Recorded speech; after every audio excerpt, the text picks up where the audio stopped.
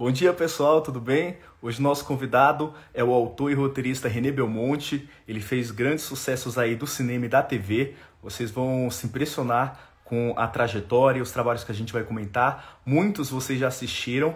Posso falar que o conteúdo tá bem legal. A gente está tendo alguns problemas técnicos aqui com o Instagram para começar a live, mas vai dar certo, vocês vão acompanhar esse trabalho com a gente, tá bom? Vamos aguardar o René entrar na live. E aí, na sequência, a gente manda o convite, né? E vamos torcer para que não dê nenhum tipo de bug, né? A gente não tá conseguindo se conectar. Ó, o René acabou de entrar. Vamos lá, gente, passo a passo. Ó, vou mandar o convite para ele.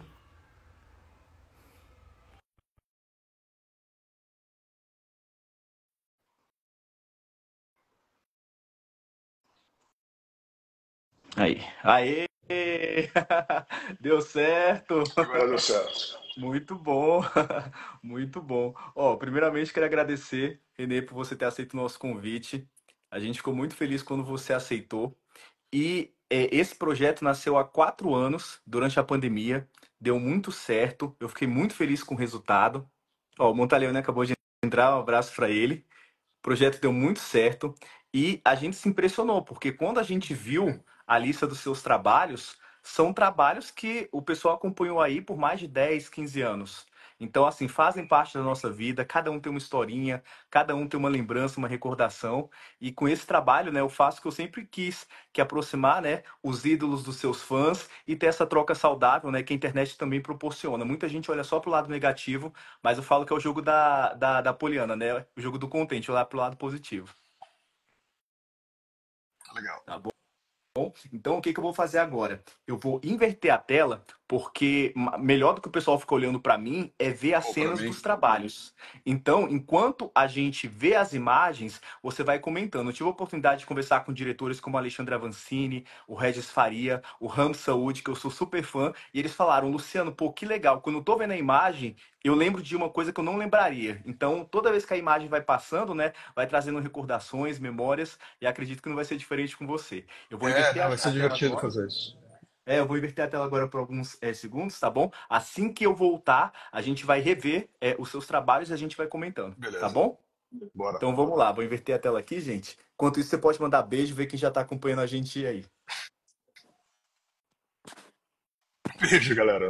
Não sei trabalhar com live assim. Fala com as pessoas que eu não estou falando diretamente.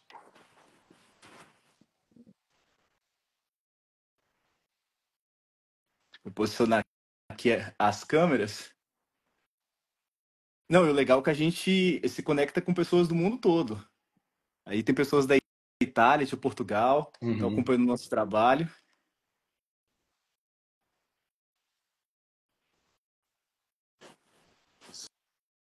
Ah. Ó, a gente vai começar com Sob Nova Direção. Você foi roteirista, né, no ano de 2003. Aí, né, a 2 anos gente atrás. acompanhava a Heloísa PRC, né, e a Ingrid Guimarães. Aí a gente tem as aberturas. No caso, tá disponível gratuitamente no Globoplay, né? O pessoal também acompanhou pelo Viva. Como foi iniciar esse trabalho aí na Globo? Foi meu primeiro trabalho da Globo. Eu tinha feito uma oficina de autor em 98. Depois, isso foi 2013 que você falou, ele fez uma oficina Isso, de humor. exatamente.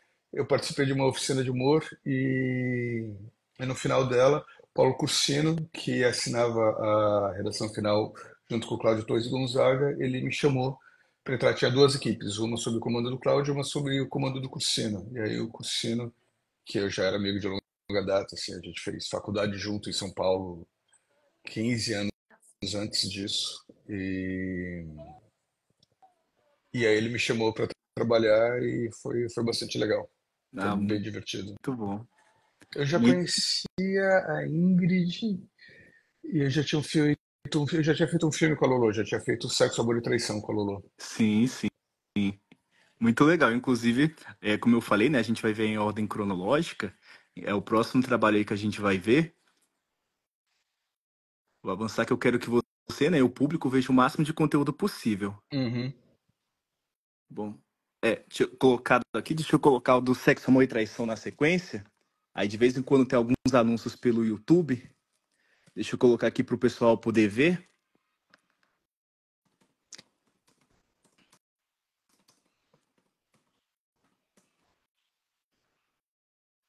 Vamos colocar aqui bastidores para que o pessoal possa ver os detalhes.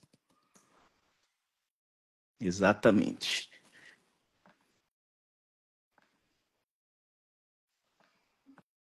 Aí são produções, né, que eu falo que não devem nada pro cinema americano. Aí a gente tá com o trailer. Só que isso foi meio que a minha estreia no audiovisual. Foi o meu Sim. primeiro filme, foi meu primeiro trabalho grande. E Foi um agora eu trabalho muito vou. legal. Sim, muito legal mesmo. Eu vou te fazer uma pergunta que o João Fonseca, enfim, né? Ele acabou respondendo durante a participação dele, que ele falou Aham. que durante a pandemia ele lançou o primeiro filme, que é Nós Não Vamos Pagar Nada, né, com a Samantha Smuts, e ele falou que ele sentiu falta de assistir no cinema, porque ele falou que ele só poderiam acompanhar pelo número de visualizações e acessos nas plataformas, mas ele queria ver a reação do público. Uhum. Porque ele queria ver se ia rir no mesmo momento, se ia se emocionar no mesmo momento. E aí eu quero te fazer essa pergunta, se quando você foi nos cinemas, né, se o feedback do público foi o que você esperava e se eles reagiram da mesma forma que o pessoal reagiu nos bastidores. O... teve isso mais no Se Eu Fosse Você. Eu acho que o Se Eu Fosse Você foi o filme que eu assisti mais vezes no cinema e eu lembro, tenho muito nítida a lembrança da pré-estreia. O Sexo é uma experiência um pouquinho diferente. Eu realmente não lembro como é que foi a estreia dele. Quer dizer, foi boa, porque o filme foi muito bem. O primeiro filme da Total tinha feito, que foi Avassaladoras, tinha feito 300 mil espectadores, e o filme seguinte, que foi esse, fez 2 milhões e 300, então foi um sucesso assim, meio inesperado, foi maior do que todo mundo previa.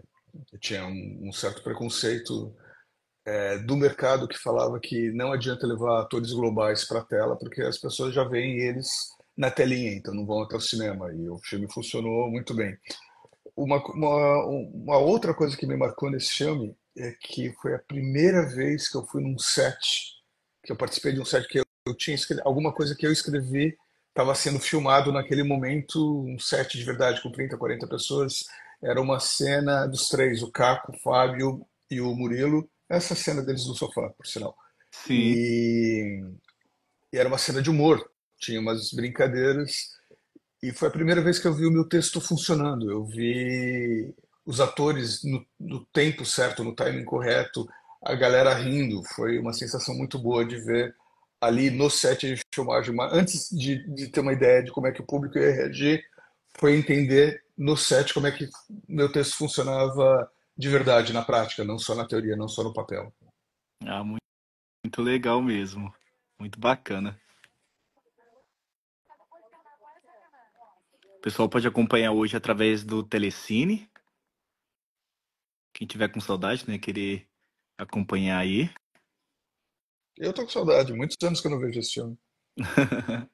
Eu falo que recordar é viver. Bom, agora a gente tá com show de bola. E aí a gente vê, né, o Thiago bem novinho. Hoje ele tá aí Thiago bem brilhando na novela novinho, das é. sete. Acho que o Thiago nem tinha feito nada, ou tinha feito muito pouca coisa. Eu não É, conhecia até, o Thiago antes do até filme. então, o único trabalho dele tinha sido na novela Da Cor do Pecado. É. Ele E contracenou com a Aline Moraes. uhum. E é Foi- legal, né, a gente acompanhar, né, o crescimento, a evolução dos atores, né? A gente realmente acompanha e tem alguns que realmente é desde novinho, né? Como a Maísa, a Larissa Manoela, a Isabela Drummond. A gente realmente vê elas crescendo. é. O Show de Bola também foi um projeto bem bacana, porque ele foi feito mais ou menos na mesma. Não, ele foi. Eu trabalhei nele na mesma época que eu estava trabalhando no Se Eu Fosse Você. E o Show de Bola, diferente de ser uma produção nacional grande, ele era um filme alemão, de um diretor alemão que estava sendo rodado no Brasil, então tinha uma produtora brasileira que foi quem foi a Naná, que produtora do Júlio Shoa, que me chamou para o projeto. E já tinha um roteiro, mas um roteiro escrito por um gringo, e um roteiro que não entendia a realidade brasileira, não entendia a realidade de favela, não que eu entendesse muito, mas eu entendi um pouquinho mais. E eu acabei mexendo tanto no roteiro que eu acabei ganhando um crédito de roteirista. E foi bacana também, foi um filme bem diferente de tudo que eu tinha feito. Nessa época eu brincava, todo roteirista brasileiro tem que ter pelo menos um filme de favela no histórico, porque por causa de Cidade de Deus, essa temática estava começando a acontecer. Era um outro tipo de filme que falavam que não ia dar certo, ninguém ia querer, brasileiro não ia querer ver a gente pobre, gente de favela, realidade dura, e o Cidade de Deus estourou e foi um mega sucesso, merecidíssimo. Então, inspirou e inspira até hoje, né? O que não falta são projetos de filmes e séries que trabalham violência, que trabalham tráfico, jogo do bicho, tudo isso. Sim. Bandidagem. Não, e uma característica sua, porque tem ano aí que eu vi você envolvido com três, quatro projetos simultaneamente. Ah, estou sempre envolvido em muitos projetos. É a vida de roteirista é assim, você nunca sabe o que vai vingar ou quando vai vingar. Então, tem sempre meia dúzia de coisas e o segredo é saber colocar em caixinhas. E quando eu estou trabalhando numa coisa, só existe aquela coisa. Nem que na segunda-feira seja o projeto A, para mim só existe o projeto A. Aí na terça-feira eu vou trabalhar no projeto B, eu esqueço tudo que eu estava fazendo no projeto A e só existe o projeto B. Senão a gente enlouquece. Sim. É como ter duas, três famílias, não dá muito certo. É, muitos atores, eu brincava, né, sobre o melhor trabalho, o mais esperado, eles falavam, o próximo. É sempre assim. Eu devia fazer isso, como falar com o filho também. Como é que é teu filho preferido próximo? Acho que não ia cair tão bem, mas o meu filho ia entender. Pô, na sequência agora, né, a gente vem com mega sucesso, né, Se Eu Fosse Você. Foi um divisor de águas. Com certeza, divisor de águas mesmo. Grande elenco, Tony Ramos, Glória Pires. Direção do Daniel.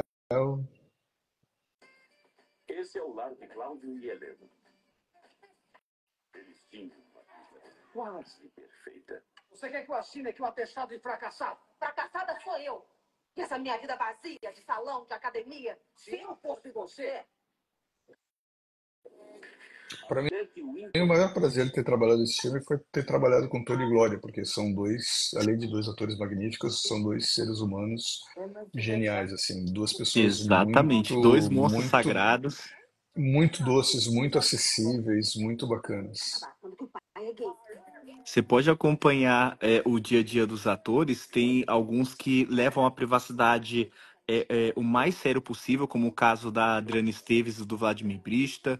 Tem outros que, enfim, né, fazem negócios, cada um escolhe a maneira de trabalhar. Mas uma coisa assim, não pode se discutir. Eu nunca vi o nome do Tony Ramos e da Glória Pires em nenhum tipo de escândalo e não vi também nenhum ator falando mal deles. Sempre Né? pelo contrário, que eram pessoas pacientes, que ajudavam, que trocavam experiências, que deixavam as Cumprimentam pessoas se todo sentindo mundo, sabe o bem, que nome de todo cumprimentam. mundo. Exatamente. O pessoal espera, né, que eles ajam de uma forma, pela carreira, pelo sucesso, por tudo que eles construíram, né, e acabam se encantando com os dois.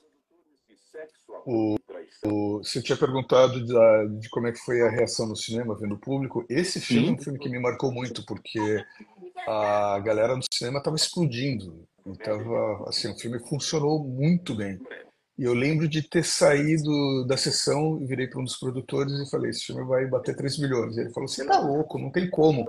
Não tinha quantidade de cópias suficientes para bater 3 milhões. Então, e fez 3 milhões e 700 mil. Fez mais do que o dobro do que achavam que poderia fazer. sim, realmente muito legal. Ele já foi exibido na Globo, na Band também. A Band comprou durante um período, né? Hoje está Que no Telecine, o pessoal engraçado. pode acompanhar aí pelos canais Globo. E assim, você assiste várias vezes, você acha graça das mesmas coisas. É muito legal É. mesmo. Não, é um filme que tem. quase 20 anos e todo mundo viu, todo mundo ainda fala como referência. É legal isso. Isso mesmo. Eu tive a oportunidade de conversar com Carlos Bonô. Ele falou que foi um dos filmes que ele mais gostou de fazer, que o clima nas gravações era ótimo. Era ótimo mesmo. Dos dois, do um e do dois. Exatamente. Você lembra de alguma curiosidade, um erro de gravação ou algum perrengue que a produção passou? Porque esse filme, né, acredito que levou vários dias para ser gravado. Foi, mas não lembro de nada demais assim. Sim, Daniel tem uma mão segura, então fez 20 milhões de coisas, então acho que pouca sim, gente tem tanta experiência de set, e uma equipe com quem ele já tenha trabalhado, só gente que já trabalhou muito com ele, então ali acho que estava tudo na mão, não me ocorre nada assim de problema. Pô, na sequência agora a gente tem Avassaladoras. Infelizmente, né, tem pouquíssimo conteúdo na internet, porque tem a questão dos direitos autorais, né, para o pessoal bloquear. Uhum. Só que a gente conseguiu, né, a abertura. Você foi o autor principal, ela foi veiculada em 2006 pela Record TV. E o E na pessoal, né, tava Fox. esperando que entrasse aí, exatamente. E o pessoal tava esperando, né, que entrasse aí pelo Play Plus, mas por conta da Fox, eu imaginei que tinha essas questões de direitos autorais mesmo. Tanto que todas as novelas da Record que estão disponíveis é a partir dessa reabertura dos horários de dramaturgia em 2004. Então, as que foram pela JPO também não estão disponíveis. Uhum. Que pena. É um projeto. Eu nunca consegui nem. Eu não tenho esse material, porque não foi lançado em DVD e eu nunca consegui nenhuma cópia pirata direto da produtora. Eu pedi várias vezes. E eu cheguei até alguns episódios, mas em CDs que já devem ter mofado muito tempo atrás. É uma pena porque tem muita coisa bacana Sim, com ali. certeza. A gente vê aí Gisele Thier, o Márcio Garcia. É, Márcio era produtor também, convivi Muito bastante bacana. com ele naquela época. Foi um projeto bem. Bom, convivi com todo mundo. Foi um projeto que eu estava bem próximo, porque eu fui o autor principal. Foi meu primeiro projeto mais autoral, digamos assim, embora tenha sido inspirado no filme de anos antes. Sim. E três das personagens fossem, em tese, as mesmas personagens do filme.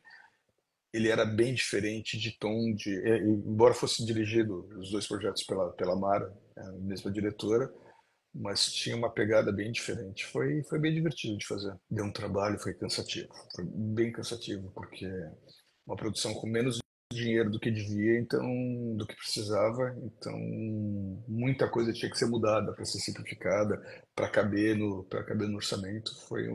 Esse foi um trabalho um pouquinho caótico, não deu problema nenhum com ninguém, mas foi feito sempre na pressa, sempre na correria, sempre com certo sufoco. Sim, sim. E para quem não acompanhou, qual a sinopse da série? Sabe, da série, é, o filme apresentou essas quatro mulheres que conviviam e procuravam amor, e a série era uma continuação. A principal diferença, duas principais diferenças, é que eu tirei uma das personagens do filme e coloquei uma irmã para Vanessa Lois, que é a Gisele Thier, uma irmã mais nova, para ter um contraste de geração entre então, em vez de quatro mulheres do mesmo universo, serão três mulheres e uma mais nova para funcionar como contraponto.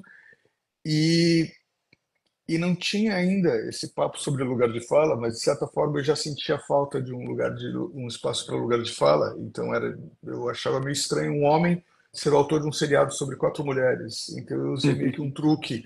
Eu criei o personagem do Márcio Garcia para ser meio que par romântico antagonista da da, da Vanessa Lois e coloquei ele como narrador da série. Então, embora fossem as histórias delas, era ele contando as histórias, como se ele tivesse no piloto, tem a brincadeira de que ele se casou com uma delas, não revelo qual, e ele contando como foi, como era como foi essa relação, como essa relação foi se desenvolvendo. Isso antes de How I Met Your Mother, tinha que usava um artifício similar.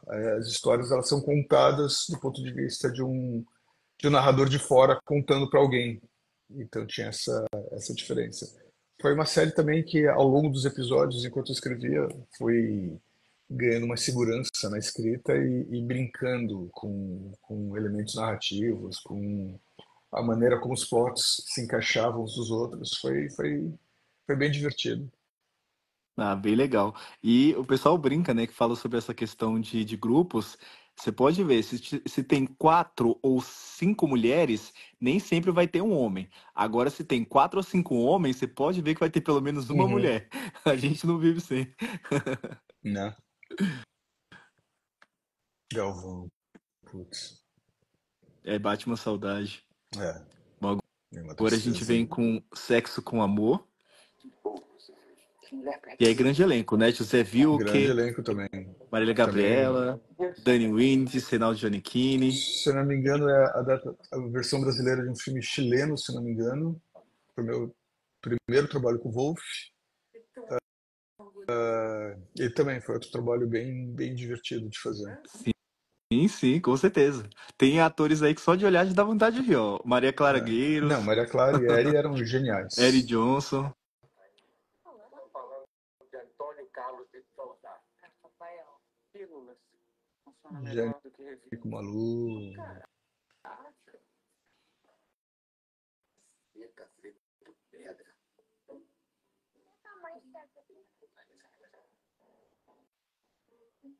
Jane com Mullets. Nanda Costa, ainda era roxinho A novo. Nanda, ela tava começando também. As mulheres vão pra cima. Carolina Dickmann. Já entregou. Pode ir embora. As mulheres, amor e sexo precisam caminhar juntos. Os dois não. Você pode me dar uma caneta na praia? Não, o José viu que era um gênio, né? Aí tá falando Tudo que ele a faz. frase que resume tudo mesmo. É, muita gente que trabalhou com ele falou que tinha essa questão de seriedade mesmo, de inteligência, de respeito. Agora Uhum. mesmo, ele estava falando sobre os bastidores, uma frase que para mim é genial, e realmente é isso mesmo. Ele dava a opinião dele, você via que tinha consistência.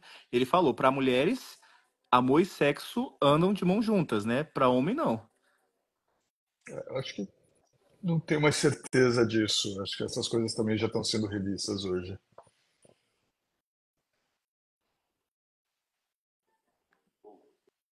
Mulher perderia a oportunidade de jantar com tão Você famoso. lembra de alguma curiosidade dos bastidores? São tantas Eu histórias.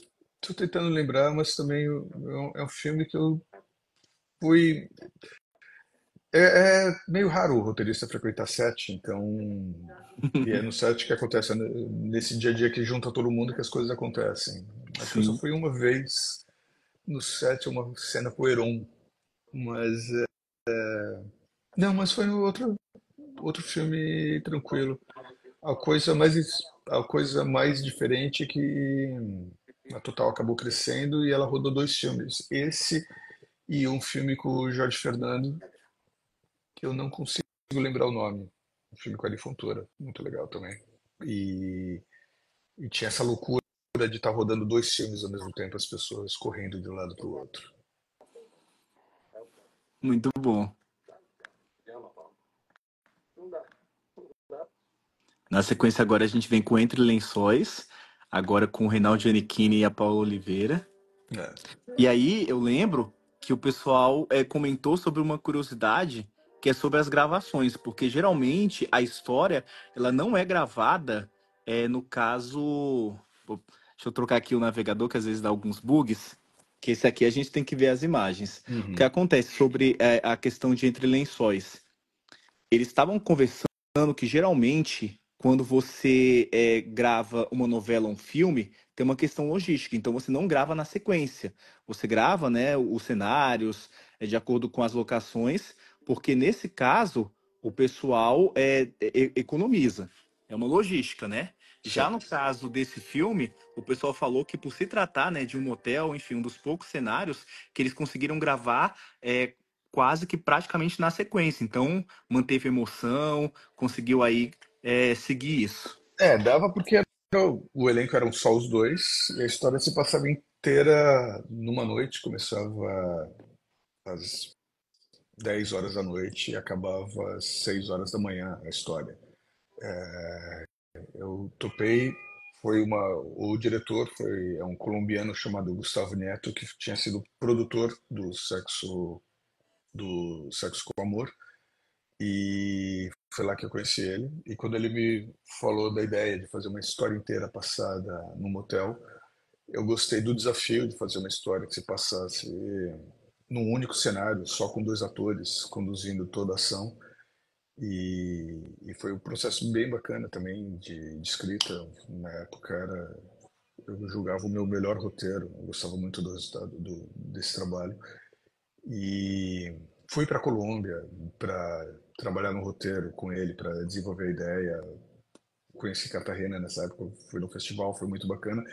E, e é isso, a história se passava.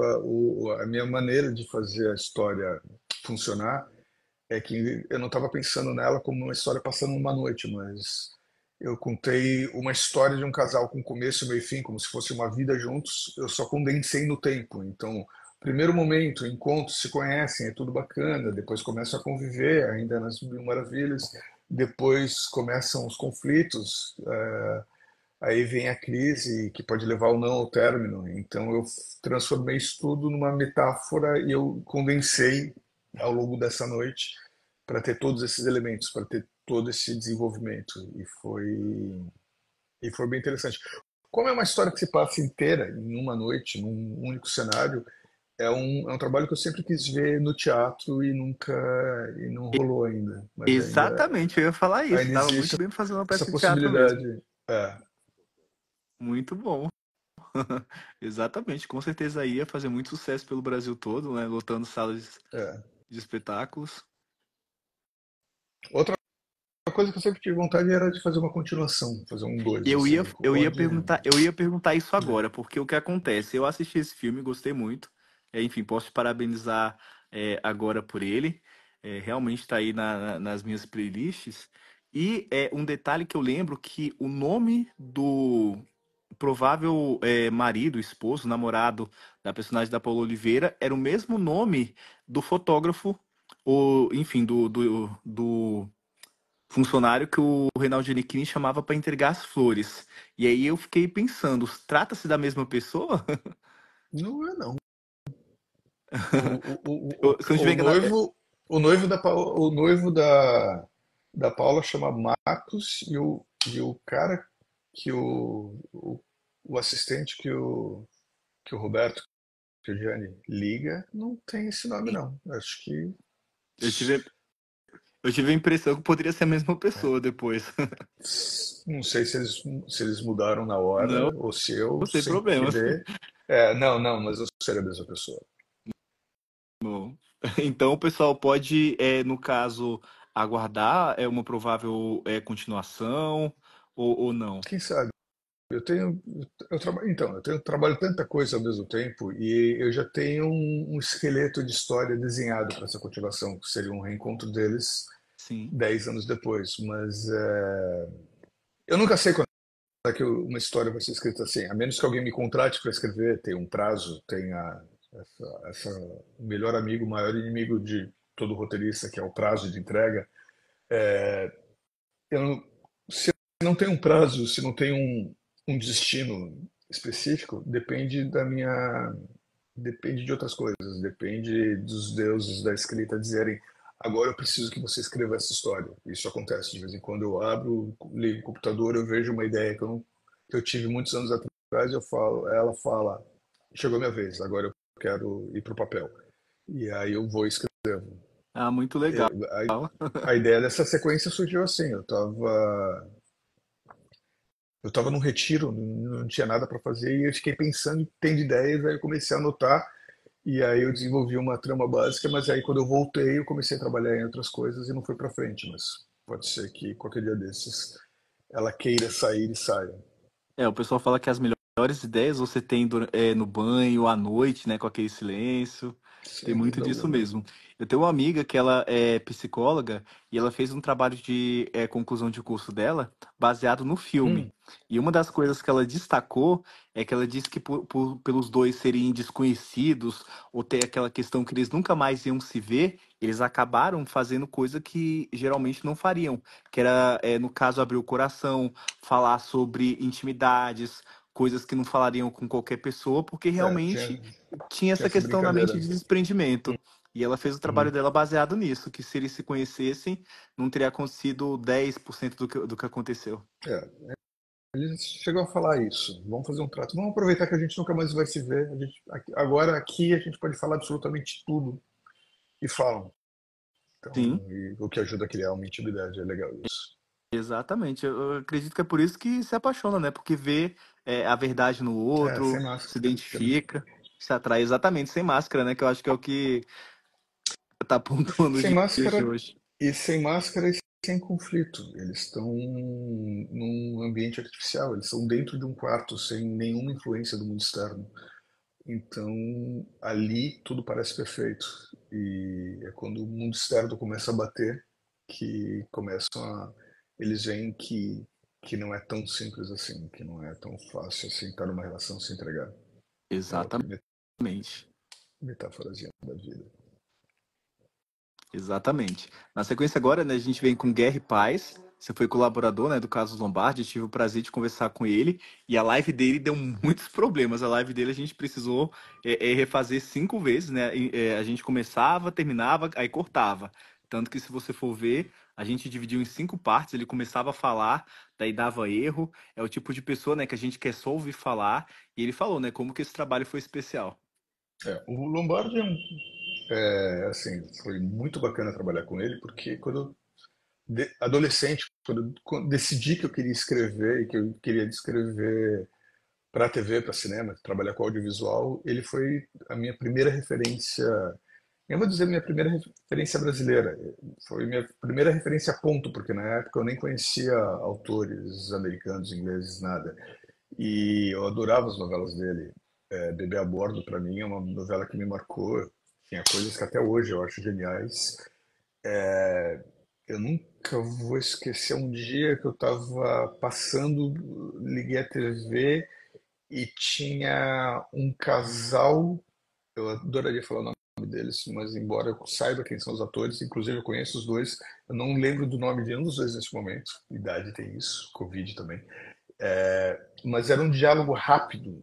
E nessa época eu já entendi um pouquinho mais de cinema, essas coisas. Então, me lembrou muito o ritmo do diálogo das screwball comedies, um tipo de comédia feita nos Estados Unidos na década de 30 por Billy Wilder, especialmente um roteirista chamado Ben Hurt. E o Lombardi tinha esse diálogo rápido, esperto, e eu falei, caraca, é isso que eu quero fazer. Aí eu conheci o Lombardi uns anos depois, já roteirista, já ainda começando, eu estava há poucos anos no Rio de Janeiro, foi num jantar da Associação dos Roteiristas e sentei do lado dele por acaso e começamos a falar de seriado. E ele assistia tantos ou mais seriados quanto eu, então a gente passou a noite inteira só falando de seriado e foi muito legal. E ficou uma coisa de, quero trabalhar com você. E quando o trabalho dele seguinte foi Guerra e Paz, ele me chamou e tive alguns encontros com ele, foram muito legais, a gente ficava batendo papo. Anos depois a gente trabalharia junto de novo em Pecado Mortal, mas você vai falar de Pecado Mortal, né? Então aí eu falo Sim. do Pecado Mortal quando for a vez. Mas foi muito bacana ter essa oportunidade de trabalhar com o Lombardi ainda que tenha. Eu já não estava na Globo, então a minha participação foi menor do que poderia ter sido, mas foi até uma coisa bacana. Ele conseguiu me trazer, embora não fosse um roteirista da Globo, e fosse um projeto global, ele conseguiu me levar para escrever de fora, então foi muito bacana. Sim, muito legal mesmo. O Irã Malfitano me falou como que o Carlos Lombardi era parceiro, como que ele pensava nas pessoas. Ele falou que os dois, né, eram muito amigos, trabalharam aí em diversos projetos, Sim. mas quando Uhum. surgiu a Favorita, ele falou: "Não, vai lá, que é um projeto maior, que é exibido mais cedo, que vai ser melhor para você". E aí ele falou, né, que realmente enxergou a grandiosidade do Lombardi. Uhum. Atualmente não está disponível, né? O pessoal está torcendo para que entre na plataforma do Globoplay e há pouco tempo foi exibido na Globo Portugal. Legal. Bom, aí a gente vem na sequência, né? Se eu fosse você dois. E aí já começa, né, com uma sacada muito boa, né? Que o raio cai duas vezes no mesmo lugar, né? Foi um filme bem legal de fazer.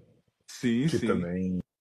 E se eu fosse você dois é melhor do que o primeiro, porque continuação às vezes tem esse problema. As continuações elas só repetem o que deu certo no primeiro e muitas vezes são fracas, são piores. O original é O sempre pessoal, o melhor. pessoal, o pessoal tem esse detalhe mesmo, né? De falar que a continuação ou que uma nova versão não vai ser melhor ou tão boa quanto a primeira. Tem esse tabu mesmo. Mas o Se Eu Fosse Dois, eu acho que ele é melhor do que o primeiro porque tá tudo mais maduro. Parece que tá todo mundo com uma segurança de roteiro, da direção, o elenco. É um filme que funcionou tão bem que fez quase o dobro de espectadores. Fez 6.300.000, se não me engano.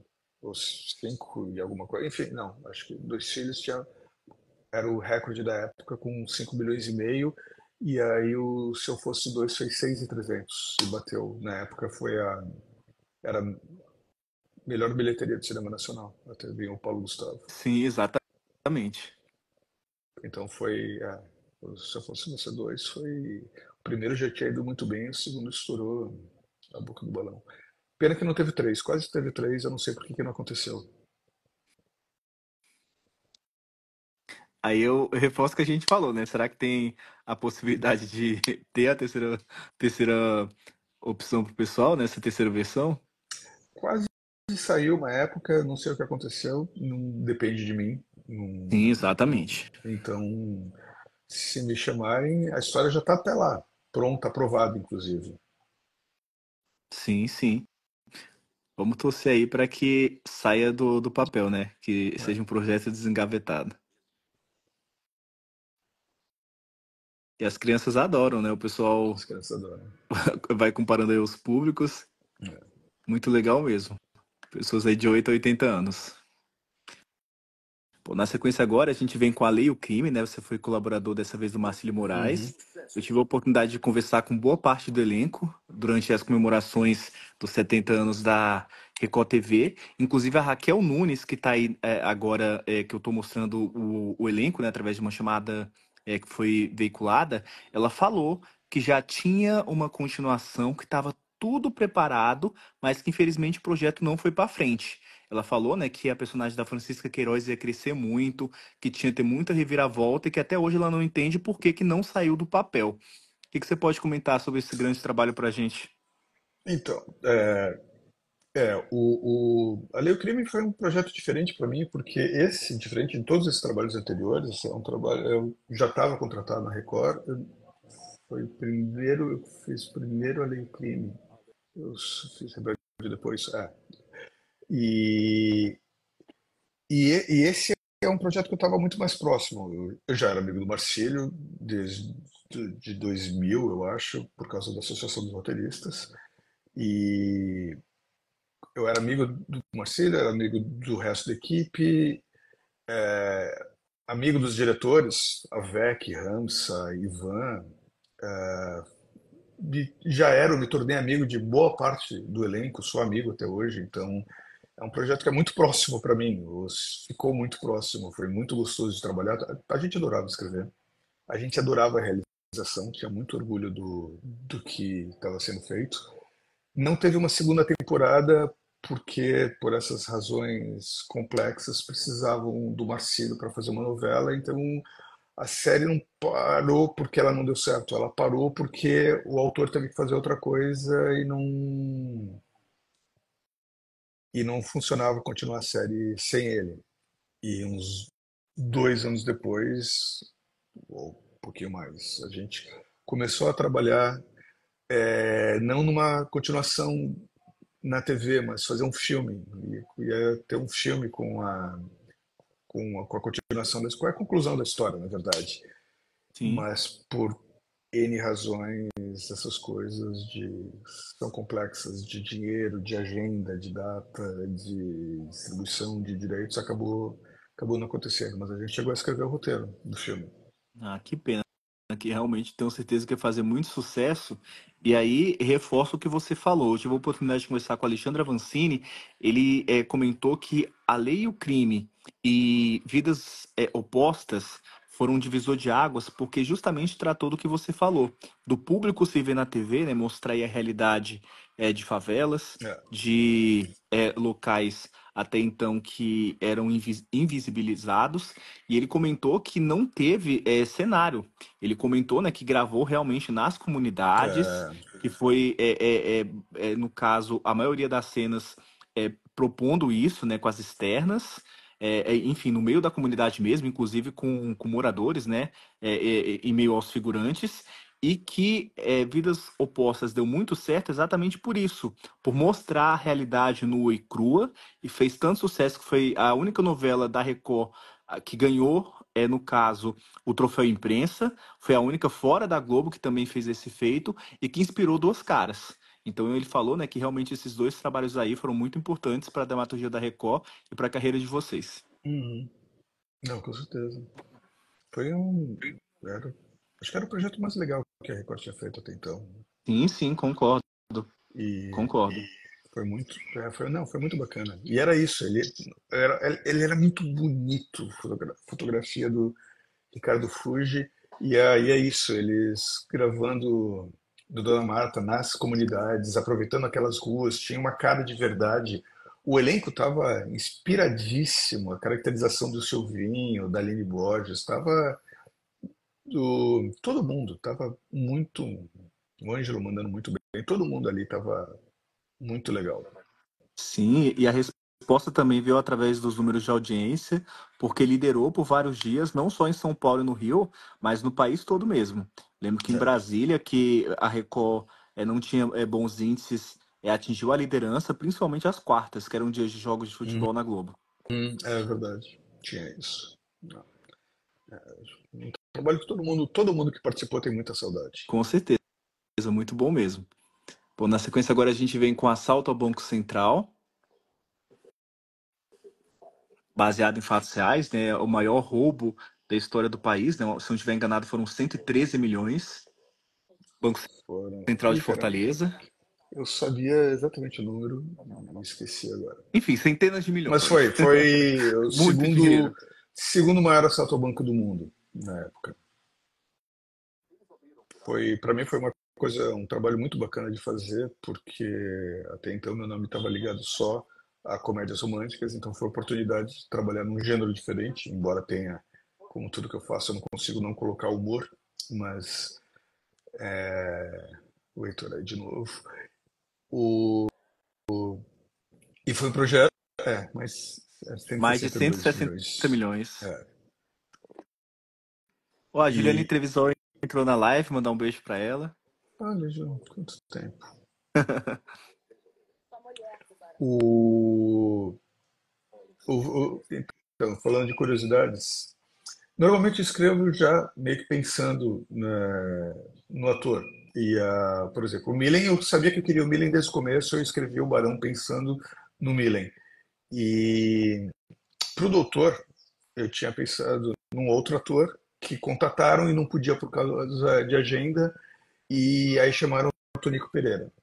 E o Tonico, eu lembro da primeira leitura de mesa com todo o elenco, com toda a equipe, e o Tonico fez uma coisa, todo mundo lendo mais ou menos na voz, como eu tinha escrito, dando a voz que eu tinha imaginado para os personagens. O Tonico fez uma coisa completamente diferente, levou o doutor, não importavam as palavras, ele jogou o personagem para um outro lugar completamente diferente do que eu tinha escrito. E ali eu pensei, esse cara é o maior gênio que eu já conheci. De longe, meu personagem preferido é esse, e esse personagem não é meu, esse personagem é dele. É um personagem muito mais interessante do que estava no papel, e foi tão legal. E sempre que ator me pergunta o que eu acho de Caco e de ator que muda, eu falo, não tenho problema nenhum desde que você seja tão genial quanto o Tonico, porque para mudar tem que ter muita propriedade para mudar, para não ficar uma coisa ruim, para não ficar uma coisa que não tem nada a ver. O Tunico tem esse talento e, caramba, foi uma coisa assim. Eu aprendi muito ali, vendo onde um ator pode levar, como um ator pode ir além do que está no papel, do que está sendo proposto. Foi outro projeto muito bacana de fazer, cansativo também, porque deu muito trabalho. O túnel deu muito trabalho, muitas coisinhas, muitos detalhes. Tinha essa questão de que eram personagens reais. Nessa época você não podia ainda retratar personagens reais, porque eles poderiam entrar com uma ação por não se sentirem bem representados na tela. Isso mudou depois, É, uns 2 anos depois. inclusive com a Carla Dias, né? Muita gente falou, né? Se a Suzanne von Richthofen, né, iria receber algum valor pelo filme. E o pessoal falou, não vai receber. E, e então eu tive que usar muitas liberdades criativas com os personagens do assalto. Mas fora isso, teve uma assessoria de um policial federal para a gente encontrar as coisas, ser o mais fiel onde precisava ser fiel e tomar liberdade onde havia espaço para ter liberdade. E afinal, não, é um documentário, era um filme de ficção e a gente estava brincando com uma série de coisas. Foi muito bacana também porque eu tive a oportunidade de trabalhar com uma narrativa não linear, porque a história é contada de dois momentos diferentes. Antes do assalto, a partir do ponto de vista dos bandidos, e paralelo a isso é contado depois do assalto com a polícia investigando, para não ficar uma coisa chata, bandido, bandido, bandido, polícia, polícia, polícia. As duas narrativas elas vão sendo contadas em paralelo antes de acontecer e depois de acontecido. E o ponto alto é o momento que acontece, que é quando as duas tramas convergem. Foi bem bacana por esse ponto, por esse aspecto também. Muito bom. Quem quiser acompanhar, tá disponível no Telecine. A plataforma tem mais de 2.600 filmes. Bom, na sequência, agora a gente vem com Rebeldes, né? A Record estava fazendo uma parceria com a Televisa, chegou a produzir duas novelas, Bela Feia e Rebelde, autoria aí da Margarete Bory, né? Você foi o colaborador dela, e voltada para o público jovem, né? Adolescente. Uhum. Rebelde foi uma experiência muito boa também, porque em Rebelde eu tinha uma liberdade maior do que de um colaborador. Eu tinha tramas que eram minhas, que eu desenvolvia, então tinha coisas que eu tinha muita propriedade. Todas as vezes que eram os três rebeldes, o Arthur, o Shai e o Mika, no quarto conversando, era eu que escrevia e eu que bolava o que eles iam falar, porque o lugar de falar era o lugar de menino. E tinha o Loft, que era o Loft do Vicente, que era um dos professores, que moravam dois professores. E ele começou a namorar com a irmã de uma das alunas. E ali eu tinha. Eu era quase como uma sitcom que eu desenvolvia em paralelo à novela. E eu desenvolvia também com muita liberdade e me divertia muito escrevendo ali. Tinha alguns outros personagens que eu fazia, que eu brincava também. Enfim, era uma novela que eu tinha muita liberdade, então eu fui escrevendo. E o mais bacana,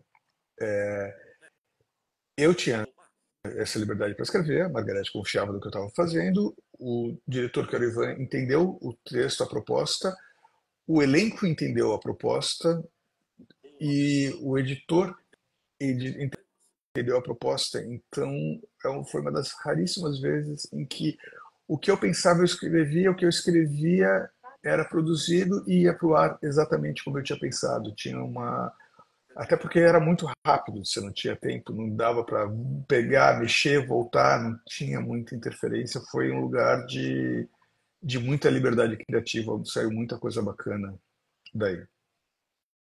Ah, muito legal mesmo. E com aquela responsabilidade, né, de você fazer uma adaptação de um trabalho que fez tanto sucesso, foi tão marcante. Então, com essa responsabilidade, né, acredito que realmente é mais difícil, mas quando vocês colhem, né, e vê o resultado, acredito que a satisfação é bem melhor, ou como o pessoal fala, né, mais saborosa. Sim, com certeza. E quem quiser acompanhar, tá disponível no aplicativo, né, no streaming da Record TV, o Play Plus. Inclusive, ali o crime também.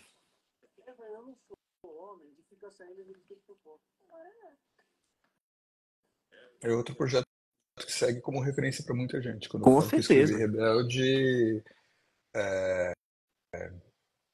especialmente se é uma mulher entre 25 e 30 anos, com certeza assistiu e de vez em quando alguém fala, não, eu só assisti o mexicano, mas muita gente assistiu e curtia, então é legal Sim, ter essa sim, tem essa questão resposta. das idades, com certeza.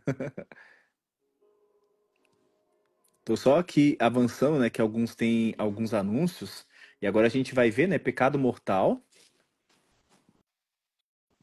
e essa novela tem a identidade realmente do Lombardi. O pessoal fala que tem Tem. alguns autores que você vê a novela e pelo enredo, pelo elenco, pelas características você já identifica, né? E eu consigo fazer isso com dois autores, o Walter Negrão, pelas tramas que geralmente são no litoral brasileiro, Carlos Lombardi.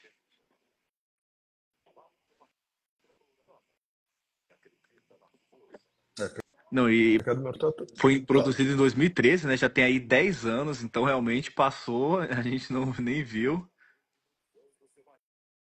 Foi outro projeto divertido. Foi um projeto insano. Eu entrei na metade da novela. O Lombardi ele costumava trabalhar com. Sempre tinha um número dois, digamos assim, uma pessoa do lado dele batendo bola e os outros colaboradores ficavam em casa recebendo cena para escrever. E esse número dois dele era o Emílio Boechat, escreveu os primeiros 80 capítulos com ele e teve um problema de saúde e teve que sair. Então eu entrei de paraquedas. E uma coisa interessante que o Lombardi falou quando me chamou na primeira reunião foi: eu falei que eu pedi você porque eu precisava de alguém metido, alguém que não tivesse medo de discutir comigo, porque ele tem uma personalidade muito forte, então tinha que ser alguém que não ficasse com muitas ressalvas de falar as coisas. Então a gente já se conhecia, foi um relacionamento bastante tranquilo. As reuniões as reuniões da novela eram malucas, porque às vezes elas duravam 8 horas, uma noite, um dia chegou a durar 16 horas. Então a gente era bastante insano. Era divertido também porque a gente batia muito papo, falava muito de filme, muito de quadrinhos, muito de seriados o tempo todo. Era eu, ele e o Carlos, que era o digitador, que também gostava dessas coisas também, era nerd igual a gente. E, e era um processo insano. Tinha uma frente de produção muito pequena, então a gente montava numa segunda-feira o capítulo que iria ao ar na segunda-feira seguinte. Tinha zero de frente de produção. A gente escrevia e as cenas que a gente tinha escrito num dia estavam sendo gravadas no dia seguinte. Tinha pouquíssima coisa com mais do que isso de frente. Então foi feito na correria o tempo todo, mas foi um trabalho que foi feito com muito prazer. Era muito divertido, o elenco estava todo muito bom, gente muito bacana. Não, exatamente, você Pô, falou agora uma coisa Vitor que, Hugo, genial. Tô morando em Portugal agora.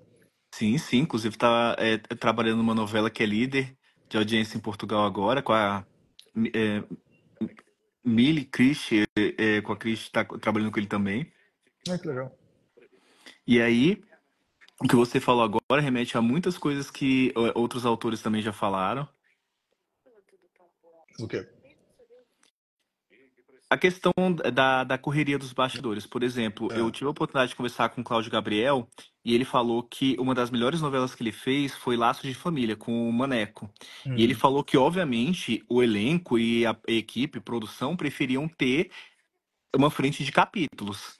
E tô- ele falou que naquele caso estavam entregando basicamente em cima da hora para gravar com intervalo de 1 a 2 dias. Só que ele falou que o pessoal estava tão encantado com os personagens, com a história, com os bastidores, que foi uma das poucas novelas que ele falou que ninguém reclamou dessa situação. Então, igual você falou, né? Apesar da correria, era um trabalho que o pessoal estava entrosado, que o pessoal gostava, né? E, enfim, queria entregar o seu melhor.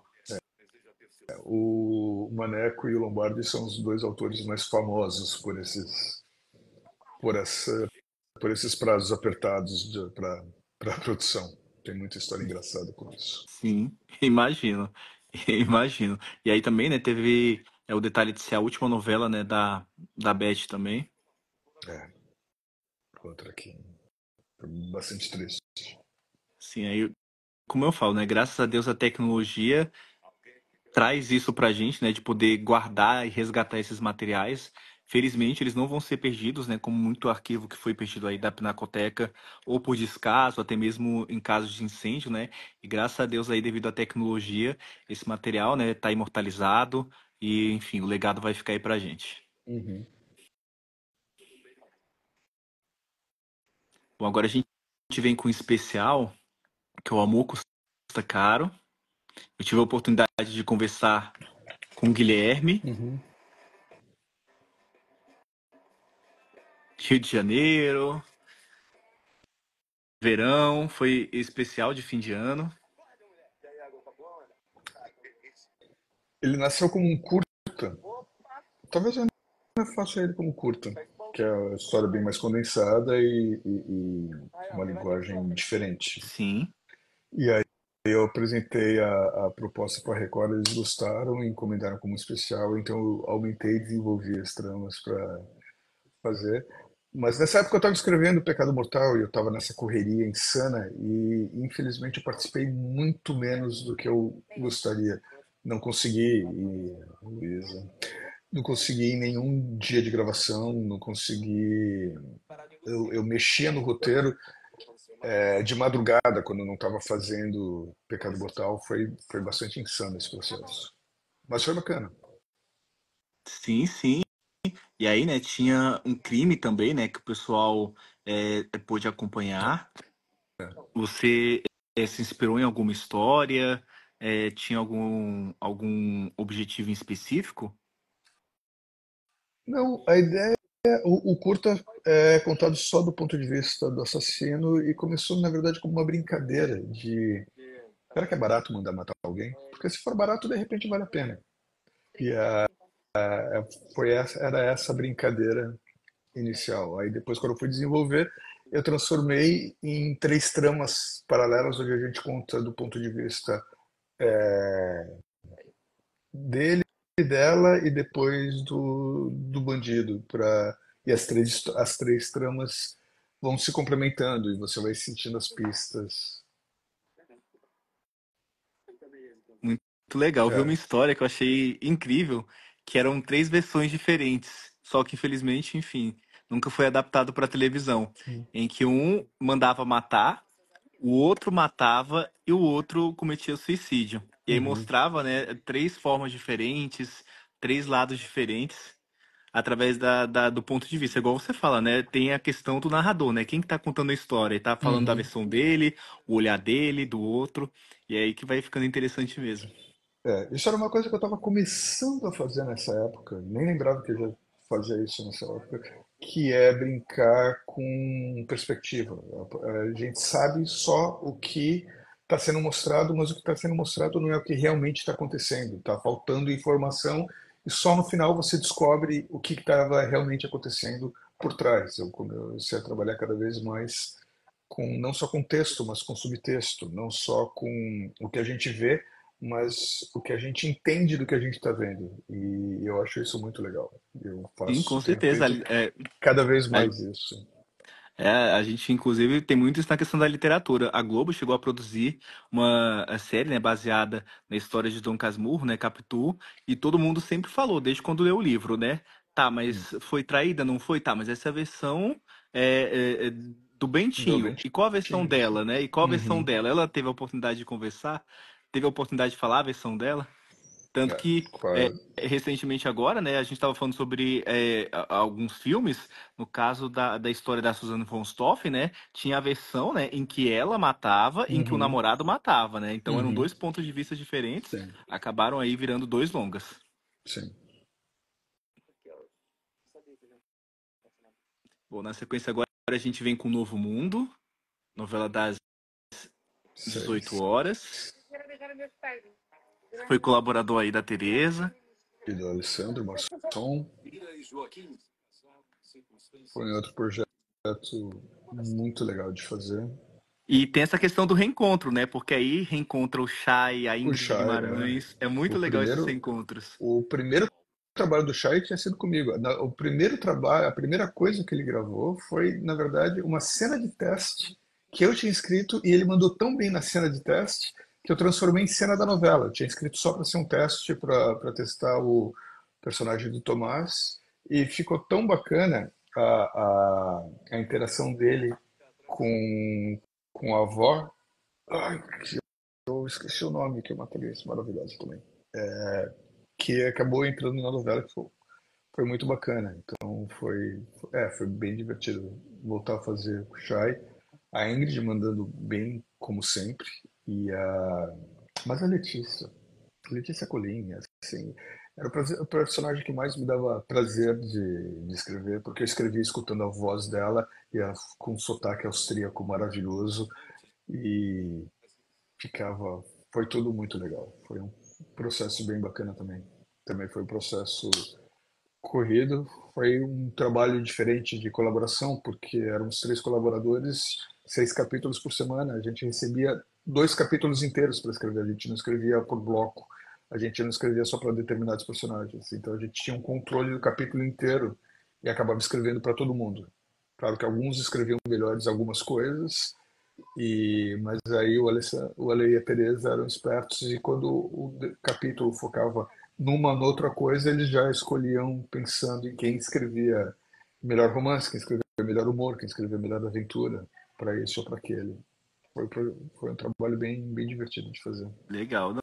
Não, e o pessoal, né, sempre aí sendo reconhecido. Em Rebelde, a Mel Francoviar ganhou o prêmio, né, do troféu Internet, do troféu Imprensa do SBT, e a Letícia Colin recentemente, né, ganhou o prêmio de melhor atriz por Todas as Flores, nos melhores do ano da Globo. Ela só não ganhou do troféu Imprensa porque, infelizmente, o SBT não produziu nos últimos anos, senão com certeza Uhum. teria ganho. Com certeza, com certeza. Quem quiser acompanhar, tá disponível na íntegra aí no Globoplay. E para encerrar com chave de ouro, né, a gente vem aí com De Pernas pro Ar 3. E aí tem essa questão da tecnologia, do prazer das mulheres, né? Realmente temas que não tinham como dar errado. É.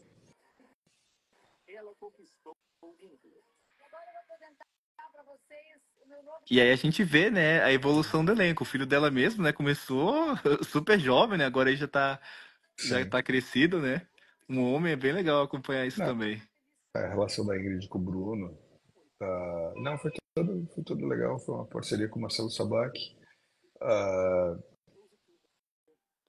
tinha já Inclusive o Marcelo Sabac também escreveu sob nova direção, né? também. Muito bom. E foi baseado num argumento do próprio Cursino, que tinha escrito o primeiro e o segundo, não ia participar do terceiro, mas já tinha essas coisas de realidade virtual. Eu sempre gostei de tecnologia, então para mim foi muito legal escrever essa parte. E, e é isso, de novo, trabalhar com a Ingrid, que é sempre genial. Então foi um projeto bem bacana. E assim, o que mais me motivou foi a oportunidade de trabalhar com a Júlia, a diretora, Sim. que, que eu já tinha visto outros trabalhos e sabia que ia dar uma cara bem bacana pro filme, e deu. E é um filme que ficou muito bacana. Cauã se divertiu muito fazendo esse Imagino, personagem, imagino como deve ter sido divertido.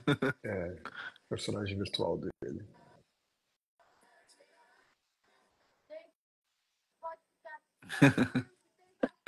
Oi, oi.